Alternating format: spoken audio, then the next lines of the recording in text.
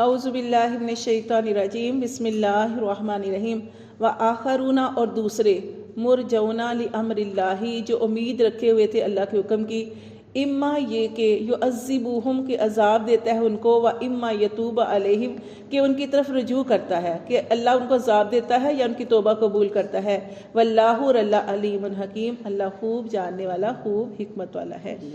تو دیکھیں اللہ تعالیٰ فرماتے ہیں کہ وہ دوسرے جو امید رکھے ہوئے تھے کہ اللہ ان کے بارے میں کیا حکم نازل کرتا ہے، کہ انہیں سزا دیتا ہے یا ان کی توبہ قبول کرتا ہے، لیکن جیسے کہ آپ جانتے ہیں کہ اللہ تعالیٰ قرآن میں اللہ کی صفت بیان کی گئی ہے کہ واللہ غفور الرحیم، کہ اللہ بڑا بخشنے والا، بڑا رحم کرنے والا ہے، کہ جو اللہ سے اچھی امید رکھتا ہے اللہ تعالیٰ اس کی امید کو نہیں توڑتے۔ اللہ فرماتے ہیں والذین اتخذوا مسجدا، اور وہ لوگ جنہوں نے بنا لیا مسجدا، مسجد کو، ضرارا، نقصان پہنچانے کا ذریعہ، کفرن، اور کفر ڈالنے کا ذریعہ، و تفریقن، اور تفرقہ ڈالنے کے لیے، بین المومنین، درمیان ایمان والوں کے، و ارصادن، اور گھات کے لیے، لمن، اس کے لیے، اس شخص کے لیے، حارب اللہ، جس نے اللہ سے جنگ کی، و رسولہ، اور اس کے رسول سے، من قبل، اس سے پہلے۔ تو یہاں پہ ایک واقعہ جو ہے وہ بیان کیا جا رہا ہے، اس کے بارے میں آپ کو تھوڑا سا بتانا تھا کہ یہ کیا واقعہ ہے کہ مسجد ضرار یہ کیا مسجد تھی کہ انہوں نے کافروں نے بنائی تھی، منافقین نے بنائی تھی، کافروں نے بنائی تھی، کس لیے؟ نقصان پہنچانے کے لیے۔ حالانکہ مسجد بنانے کا مقصد کیا ہوتا ہے کہ مسلمان جو ہیں وہ اکٹھے ہوں، اللہ کی عبادت کریں اور سارے مل کے وہاں پہ دعائیں کریں، نماز ہوتی ہے، ایک ذکر کا ذریعہ ہوتی ہے، لیکن انہوں نے مسجد کیوں بنائی؟ تو اس کے بارے میں یہ دیکھیں، مدینہ طیبہ میں ایک شخص تھا، اس کا نام تھا ابو عامر، اور ابو عامر جو تھا یہ زمانہ جاہلیت میں نصرانی ہو گیا تھا، اور ابو عامر جو ہے وہ راہب کے نام سے مشہور ہو گیا تھا۔ اور آپ جانتے ہیں راہب، قرآن میں بھی ہم پڑھ چکے ہیں راہب کے بارے میں۔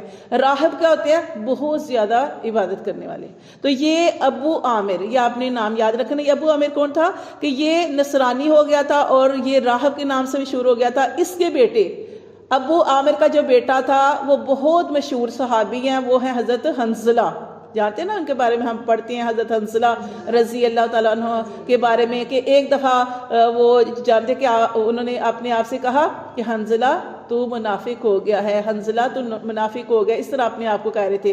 تو وجہ کیا بتائی انہوں نے کہ ان سے پوچھا گیا کہ آپ یہ کیوں کہہ رہے ہیں اپنے آپ کو کہ منافق ہو گیا؟ انہوں نے کہا کہ اس لیے کہ جب میں نبی پاک صلی اللہ علیہ وسلم کی محفل میں اترا ہوں تو ایسے لگتا ہے کہ نبی پاک صلی اللہ علیہ وسلم جب جنت کا ذکر کر رہے ہیں یا کوئی اس طرح کی باتیں بیان کر رہے ہیں تو مجھے ایسے لگتا ہے کہ جیسے میں وہاں پہ ہوں، لیکن جیسے ہی میں گھر کی طرف ہم لوٹتے ہیں یا گھر کی طرف لوٹتا ہوں تو اس وقت کیا ہوتا ہے، پھر بیوی بچے، گھر کے کام، اور اس طرح ہماری کیفیت گھر میں نہیں ہوتی جس طرح نبی صلی اللہ علیہ وسلم کی محفل میں ہوتی ہے۔ تو مجھے لگتا ہے کہ میں منافق ہو گیا ہوں، یعنی میرے ساتھ اس طرح کا جو معاملہ ہے۔ تو پھر نبی پاک صلی اللہ علیہ وسلم کے پاس جب بات پہنچی تو آپ نے ارشاد فرمایا کہ اگر انسان کی واقعی ویسی ہی کیفیت ہو جیسے محفل میں ہوتی ہے اور ویسی ہی کیفیت گھر میں بھی ہو تو پھر کیا ہے کہ اللہ تعالیٰ کے جو فرشتے ہیں وہ انسانوں کے ساتھ، ایسے شخص کے ساتھ جو ہے مصافحہ کریں۔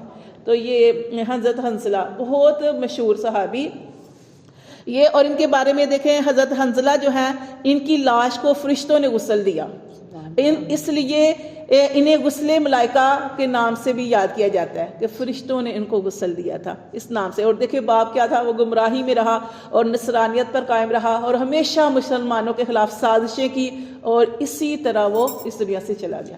تو یہ ہم پڑھ چکے ہیں، جیسے حضرت نوح علیہ السلام کے بیٹے کے بارے میں پڑھا۔ تو ایسے بھی ہوتا ہے کہ نیک انسان سے اس طرح کی اولاد بھی ہو سکتی ہے، ٹھیک ہے۔ اب یہ باپ جو ہے برا ہے، لیکن اللہ تعالیٰ نے دیکھے اولاد کیسی دی کہ صحابی ہیں، جیسے ہم ان منافق جو تھا عبداللہ بن ابی، اس کا بیٹا بھی دیکھ لیں صحابی، کتنے پیارے صحابی تھے۔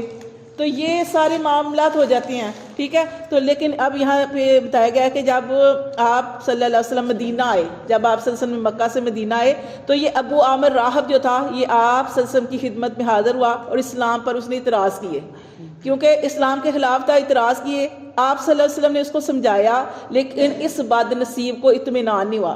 نبی پاک صلی اللہ علیہ وسلم نے جو بات سمجھائی اس کو اطمینان نہیں ہوا، بلکہ اس نے کہا کہ آپ کے مقابلے میں جو بھی دشمن ہوگا میں دشمن کے ساتھ ہوں گا، ٹھیک ہے، آپ کے خلاف آؤں گا اور دشمن کے خلاف جو ہے لڑوں، دشمن کے خلاف مل کے آپ صلی اللہ علیہ وسلم کے ساتھ لڑائی کروں گا۔ چنانچہ یہ جو ابو عامر تھا یہ غزوہ حنین تک تمام غزوات میں مسلمانوں کے ساتھ یعنی کہ ان کے خلاف لڑتا رہا، سمجھ آ گئی کہ غزوہ حنین تک مسلمانوں کے خلاف جو ہے وہ لڑتا رہا۔ اور جب حوازن کی لڑائی کے بارے میں ہم نے پڑھا نا، جب حوازن کا جو تھا وہاں پہ انہوں نے شکست ہوئی، حوازن قبیلے کو شکست ہوئی، آپ جانتے ہیں کہ مسلمانوں کو اللہ تعالیٰ نے طاقت عطا فرمائی، ان کا روب تھا جس کی وجہ سے حوازن کو شکست ہوئی، تو پھر اس وقت یہ مایوس ہو گیا تھا اور یہ ملک شام کی طرف جو تھا وہاں پہ چلا گیا تھا، اور وہیں پہ جا کر اس نے اپنے عزیز و اقارب سے دور وہاں پہ زندگی بسر کی اور وہاں پہ مر گیا۔ اچھا، اس کی ایک اور چیز کیا تھی کہ اس نے نبی پاک صلی اللہ علیہ وسلم کے پاس جب آیا تھا تو اس نے کہا کہ ہاں میں ایک دعا کرتا ہوں کہ ہم میں جو غلط ہے وہ مسافری کی حالت میں مرے، سفر کی حالت میں مرے۔ تو اس کے ساتھ اس کی ہی جو دعا تھی وہ یعنی پتہ ہے کیا کہ انسان اپنے آپ کو حق میں سمجھتا ہے نا، تو اس نے کہا کہ ہم میں جو غلط ہے وہ اس طرح مرے، تو یہ اس کے ساتھ اس کی ہی دعا کا یہ بد دعا اس کو لگ گئی تھی۔ ٹھیک ہے، آگے اس کے بارے میں تھوڑا سا اور میں بتانا کہ جب تک یہ زندہ رہا اسلام اور مسلمانوں کے خلاف جو تھا وہ سازشیں کرتا رہا۔ اس سازش کا ایک معاملہ جو ہم مسجد کے بارے میں پڑھنے لگے ہیں وہ کیا ہے؟ اس سازش کا ایک معاملہ یہ پیش آیا کہ اس نے منافقین مدینہ کو جن کے ساتھ اس کا ملنا جلنا تھا ان کو خط لکھا کہ میں اس کوشش میں ہوں کہ کیسر مدینہ پر چڑھائی کرے، لیکن میں وہاں پہ چڑھائی کرے تو وہ جو کیسر جب مدینہ کی طرف آئے تو ایک اجتماعی طاقت ہونی چاہیے کہ جو اس کا ساتھ دے۔ ٹھیک ہے نا، کیسر جب مدینہ کی طرف حملہ کرے تو ایک وہاں پہ مدینے پہ ایک ایسی جماعت ہونی چاہیے کہ جو اس کا ساتھ دے اور اس کو کیسر کا جو ہے نا وہ اس کو بچائے۔ اب یہاں پہ دیکھیں کہ اب یہ اس نے ایسے کیا، یہ صورت اس نے کیا صورت بنائی؟ اس نے کہا کہ تم مدینے میں ایک مکان بناؤ۔ یہ تو دور رہتا تھا، شام میں چلا گیا تھا، اس نے وہاں پہ لوگوں کو خط لکھا کہ تم مدینے کے اندر ایک مکان بناؤ اور یہ ظاہر کرو کہ تم مسجد بنا رہے ہو۔ بنانا مکان ہے، سازش ہے، ایک مکان بناؤ لیکن تم نے یہ ظاہر کرنا ہے کہ تم مسجد بنا رہے ہو تاکہ مسلمانوں کو شعبہ بھی نہ ہو، اور پھر مکان جو ہے اس میں اسلحے کو جمع کرو، جس قدر اسلحہ ہو سکتا ہے اس میں جمع کرو، اور کیا کرنا ہے؟ ایک اور مشورہ دیا کہ تم نے کیا کرنا ہے کہ اور یہ کرنا ہے کہ جب تم بناؤ گے نا، اصل مقصد ہمارا مسجد بنانا، اس کا مقصد مسجد بنانا نہیں تھا، اصل مقصد اس کا وہاں پہ اسلحے کو جمع کرنا تھا۔ اور ایک اور اس نے کام کیا کہ ان لوگوں سے کہا، یہ 12 لوگ تھے جو اس کی بات پر عمل کرنے لگے، 12 لوگ تھے اور یہ 12 لوگوں نے ایسے ہی مسجد بنائی۔ بظاہر ان کی نیت مسجد کی نہیں تھی، مکان بنانے کی تھی۔ وہاں پہ ڈھیر سارا اسلحہ رکھا کیونکہ کیسر جب وہاں سے آگے مدینے پر حملہ کرتا تو یہ لوگ ان کا یہاں انہوں نے ساز و سامان چھپایا ہوا تھا، اسلحہ چھپایا ہوا تھا، انہوں نے اس کا مدینے والوں کے اوپر حملہ کرنا تھا۔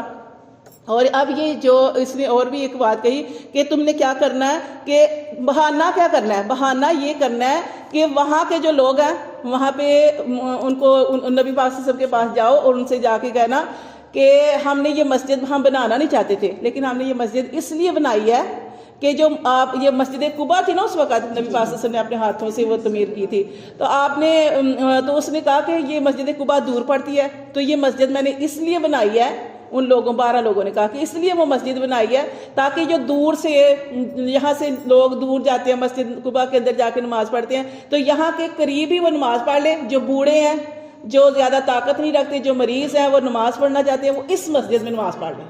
ٹھیک ہے، یہ بہانہ کیا، یہ سازش کی۔ ٹھیک ہے، تو آپ صلی اللہ علیہ وسلم کے پاس آئے اور کہا کہ آپ صلی اللہ علیہ وسلم ایک بار ہماری مسجد میں نماز پڑھ دیں تاکہ برکت بھی حاصل ہو۔ اور آپ ساری چیز سمجھ گئے نا کہ نیت خراب تھی، نیت خراب تھی، لیکن وہ کیوں کرنا چاہتے تھے کہ نبی پاک صلی اللہ علیہ وسلم یہاں پہ آ کے نماز پڑھیں؟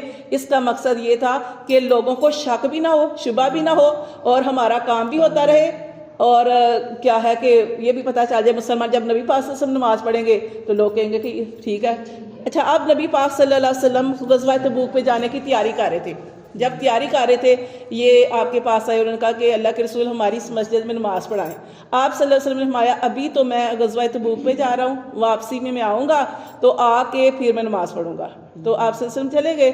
اب غزوہ تبوک سے جب واپس آ رہے تھے، نبی پاک صلی اللہ علیہ وسلم واپس آ رہے تھے تو مدینہ کے ایک مقام پر آپ صلی اللہ علیہ وسلم کو وحی نازل ہوئی اور ان کی ساری حقیقت جو تھی وہ کھول کے رکھ دی گئی کہ یہ مسجد نقصان کے لیے بنائی ہے، تو یہ اس میں سارا واقعہ جو ہے وہ بیان کیا جا رہا ہے کہ اللہ فرماتے ہیں والذین اتخذوا مسجدا، اور وہ لوگ جنہوں نے بنائی مسجد ضرارن نقصان پہنچانے کے لیے، وکفرن اور اصل مقصد کفر، وتفریقن اور تفرقہ ڈالنے کے لیے، تفرقہ پھوٹ ڈالنے کے لیے. اب اسی لیے کہا جاتا ہے آپ دیکھیں نا مسجدیں بنی ہوئی ہیں جگہ جگہ پہ، یہاں پہ مسجد، وہاں پہ مسجد، وہاں پہ مسجد.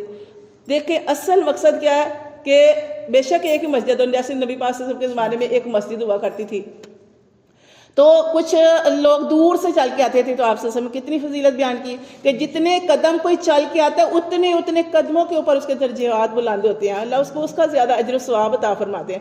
آج کل ادھر مسجد یقین کرو ہر طرف مسجد ہے. ہاں، تو پھر جب آپ صلی اللہ علیہ وسلم کو یہ آیات نازل ہوئی تو آپ صلی اللہ علیہ وسلم نے جو تھا اس مسجد کو کہا کہ صحابہ کرام کو حکم دیا کہ اس کو جا کے گرا دے، پھر ان کو گرا دیا گیا تھا یہ مسجد کو. تو یہاں بھی یہ بتایا گیا کہ وہ لوگ جنہوں نے بنایا مسجد کو ضرار نقصان پہنچانے کا ذریعہ، و کفرن اور کفر کا ذریعہ، و تفریقن اور تفرقہ ڈالنے کے لیے، یہ تین چیزیں، تین نقصان. بین المومنین کس کے درمیان تفرقہ ڈالنا ہے؟ ایمان والوں کے درمیان. و ارصادن اور کس لیے کہ گھات، اصل مقصد ان کا گھات میں رہنا ہے. لیمن اس کے لیے حارب اللہ، یہ اس شخص کا جو اللہ سے جنگ کر رہا تھا، ابو عامر، سمجھ آ گئی؟ ابو عامر جو اللہ سے جنگ کر رہا تھا، ورسول اور اس کے رسول سے، من قبل اس سے پہلے. وَلِيَحْلِفُنَّ اللہ فرماتے ہیں کہ ضرور، وَلِيَحْلِفُنَّ إِنْ أَرَادْنَا إِلَّا الْحُسْنَى، وہ ضرور کہیں گے کہ ہم نے ارادہ نہیں کیا إِلَّا الْحُسْنَى مگر بلائی کا. اب مسجد انہوں نے غلط نیت کے بنائی، اور کیا کہیں گے کہ قسمیں کھائیں گے، والی یحلفن ضرور قسمیں کھائیں گے، ان ارادنا کہ ہمارا ارادہ یہ نہیں تھا، الا الحسنى مگر بلائی کا تھا. دیکھیں اللہ تو نیتوں کو جانتے ہیں، جیسے آج بھی ہم نے سبق کے اندر پڑھا کہ اللہ غیب کو بھی جاننے والے ہیں. تو اللہ واللہ اور اللہ فرماتے ہیں یشہد، اللہ گواہی دیتا ہے، انہم لکاذبون کہ بے شک جو وہ کہہ رہے ہیں وہ جھوٹ بول رہے ہیں. پھر اللہ تعالیٰ نے نبی پاک صلی اللہ علیہ وسلم کو یہی وحی کے ذریعے بتایا کہ لا تقم فیہ کہ نہ تو کھڑے ہونا فیہ ابدا کبھی بھی ان کی مسجد میں. یہ وہی نازل ہوئی تھی غزوہ تبوک سے واپس پہنچتے ہوئے مدینہ کے اندر جب پہنچے ایک مقام پہ، تو اللہ تعالیٰ نے وحی کے ذریعے آپ کو بتا دیا، ان کی سازش بتا دی، اور آپ سے یہ کہا کہ آپ کبھی بھی ان کی مسجد میں نہیں جانا. لمسجد اسس علی التقوی، البتہ مسجد اسسا جس کی بنیاد رکھی گئی، علی التقوی تقوی پر، من اولی پہلے ہی، یوم دن سے، احق وہ زیادہ حق رکھتی ہے، ان تقوم فی کہ آپ اس میں کھڑے ہوں. اور وہ کون سی مسجد تھی؟ مسجد قباء. مسجد قباء، اللہ تعالیٰ نے فرمایا کہ وہ مسجد قباء کہ جو تقوی کے نام پہ بنائی گئی. اور آپ جانتے ہیں مسجد قباء کی کیا فضیلت ہے؟ وہ بھی آپ صلی اللہ علیہ وسلم نے خود گارا اٹھا کے سارا کچھ کیا تھا، اس میں کام بھی کیا تھا. لیکن اس کی اور بھی فضیلت ہے کہ مسجد قباء میں جس نے جا کے نماز پڑھی اس کو ایک عمرے کا ثواب ملتا ہے. نفل پڑھے 2 نفل، ٹھیک ہے، عمرے کا ثواب. اس لیے مسجد نبوی ہے، مسجد نبوی کے ساتھ ہی ہے، زیادہ دور نہیں ہے، پیدل کا بھی رستہ ہے نا. تو مسجد قباء میں جس نے نفل ادا کیے ایک عمرے کا ثواب، اور جتنی دفعہ کریں اتنے عمروں کا ثواب ملتا ہے. تو اللہ فرماتے ہیں کہ وہ مسجد قباء جو ہے وہ جس کی بنیاد رکھی گئی تقوی پر پہلے ہی دن سے، یوم احق وہ زیادہ حق رکھتی ہے، ان تقوم فی کہ آپ صلی اللہ علیہ وسلم اس میں کھڑے ہوں. فیہ رجال اس میں کچھ مرد ہیں، کس مسجد میں؟ مسجد قباء میں مرد ہیں، یحبون وہ آپ سے محبت کرتے ہیں. اللہ فرماتے ہیں وہ آپ سے پیار کرتے ہیں، ان یتطہروا اور وہ پاکیزگی چاہتے ہیں. واللہ اور اللہ ان کی مسجد قباء والوں کی اللہ تعالیٰ نے ایک اور صفت بیان کی کہ اللہ تعالیٰ نے فرمایا کہ یہ جو لوگ ہیں یہ ان کی پاکیزگی کے بارے میں فرمایا. تو جب ان سے پوچھا گیا نا کہ کیا آپ کرتی ہیں، اللہ نے آپ کی پاکیزگی کا ذکر کیا ہے، تو انہوں نے کہا کہ ہم جب جیسے فارغ ہوتے ہیں تو مٹی کے ساتھ اپنے صاف کرتے ہیں، اس کے بعد پانی بھی استعمال کرتے ہیں. یعنی اس طریقے بتایا، طہارت کا جو بتایا. تو اللہ نے ان کی تعریف کی ہے کہ بہت زیادہ طہارت والے پاکیزہ لوگ ہیں. واللہ اور اللہ یحب المتطہرین اور اللہ تبارک و تعالیٰ جو ہے وہ پسند کرتے ہیں پاک رہنے والوں کو. اللہ فرماتے افمن اسسا کیا بھلا وہ جو اسسا جس کی بنیاد رکھی گئی، بنیانہ اس کی عمارت کی، اللہ تقوی پر. ٹھیک ہے، مقصد کیا تھا اس کو بنانے کا؟ تقوی، کہ اللہ کی پرہیزگاری جو ہے ہمیں حاصل ہو، من اللہ کی طرف سے، ورضوان اور اللہ کی خوشنودی حاصل کرنا تھا اس مقصد کو بنانے کا مقصد. خیر اللہ فرماتے ہیں ورضوان خیر وہ بہتر ہے، امن یا وہ بہتر ہے، اسسا جس کی بنیاد رکھی گئی، بنیانہ اس کی عمارت کی، علی شفا جرفن کھائی کے کنارے پر. وہ مسجد بہتر ہے کہ جو تقوی پر اور اچھی جگہ پہ بنائی گئی، یا وہ جس کو بنایا گیا اور اس نیت ہی غلط ہے، اور اس کو کہاں پہ بنایا گیا؟ کھائی کے کنارے پر، غار کے کنارے پر. اب غار ہوتا ہے وہاں پہ گرنے کا ہوتا ہے. اللہ فرماتے ہیں یا وہ جس کی بنیاد رکھی گئی کھائی کے کنارے پر، ہارن، اب کھائی کے کنارے پہ وہ گرنے والی ہے، فن ہار، ابھی اللہ فرماتے ہیں وہ گر پڑی فی ناری جہنم، جہنم کی آگ میں.